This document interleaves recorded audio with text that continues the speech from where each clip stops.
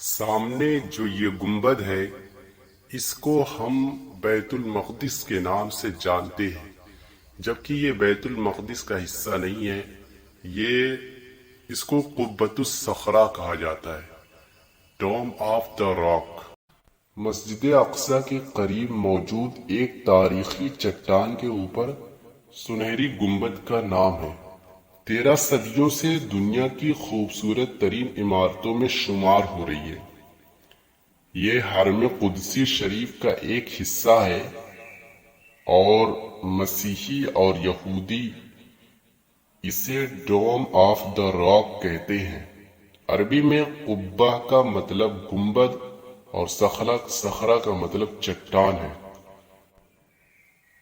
اور یہیں سے معراج کی رات پیارے نبی صلی اللہ علیہ وسلم براق پر بیٹھ کر جبریل علیہ السلام کے ساتھ آسمان کی طرف گئے، اور اسی معراج کے اندر نماز کی فرضیت کے احکامات آئے۔ یہودی عقیدے کے مطابق اس چٹان پر حضرت ابراہیم علیہ السلام نے اپنے بیٹے حضرت اسماعیل علیہ السلام کی قربانی دی۔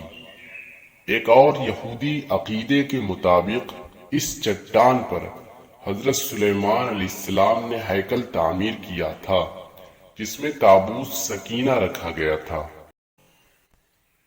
اس چٹان پر یہ گنبد نما جو دکھ رہا ہے، 630 عیسوی میں خلیفہ عمر بن خطاب نے بیت المقدس فتح کرنے کے بعد اس علاقے کو صاف کیا اور چٹان واضح ہوئی، اور اس کے ساتھ مسجد اقصی ہے جو مسلمانوں کا قبلہ اول ہے، جبکہ اموی خلیفہ عبد الملک بن مروان نے 685 اور 691 عیسوی کے درمیان کثیر سرمایہ سے بہت زیادہ لاگت کے ساتھ چٹان کے اوپر گنبد تعمیر کرایا، جو فن تعمیر کا ایک عظیم اور زندہ شاہکار ہے۔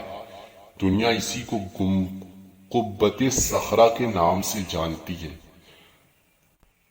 اگر آپ بھی کسی اسلامک تاریخ یا اسلامک مقامات کے بارے میں جاننا چاہتے ہیں تو آپ کمنٹ کر کے ضرور بتائیے، تاکہ اگلی ویڈیو اسی پر بنائی جائے۔